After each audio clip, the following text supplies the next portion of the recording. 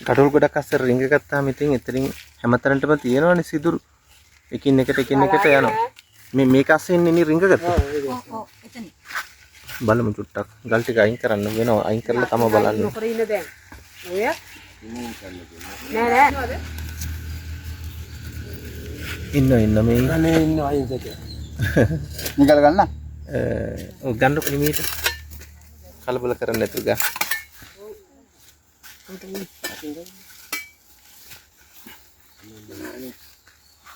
ගියාද ඇතුළට? නෑ. ඇති ඉතින් හාදින්න එපා.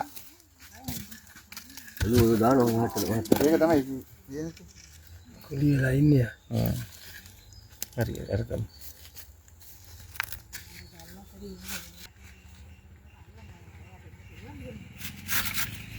ගොඩාක් ලොකු සතෙකුත් නෙවෙයි.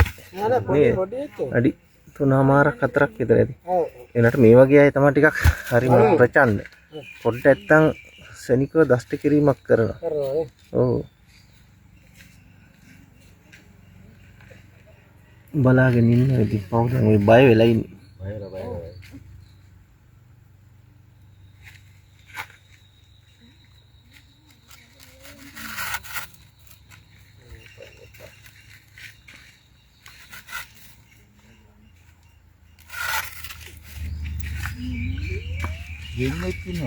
නෑ එක්කේ නෑ.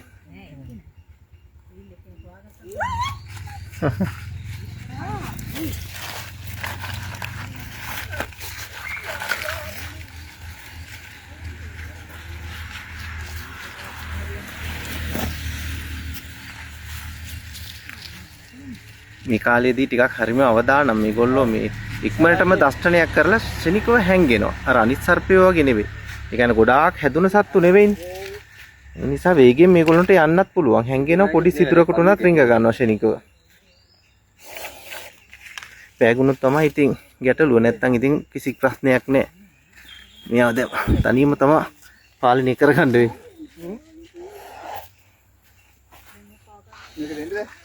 ඔන්නේ. බොතලෙට දාගමු.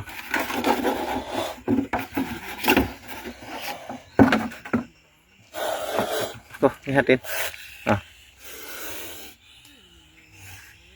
අගේ ප්‍රතික්ෂේප කරනවා.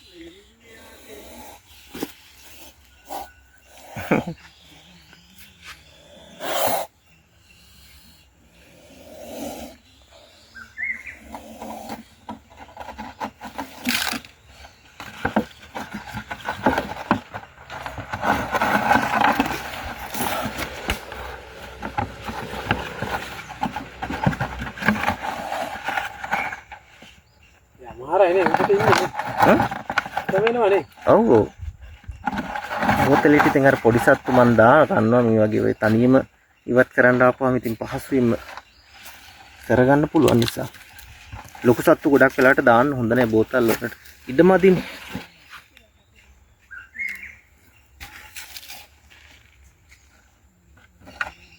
කිස යටපැත්තේද?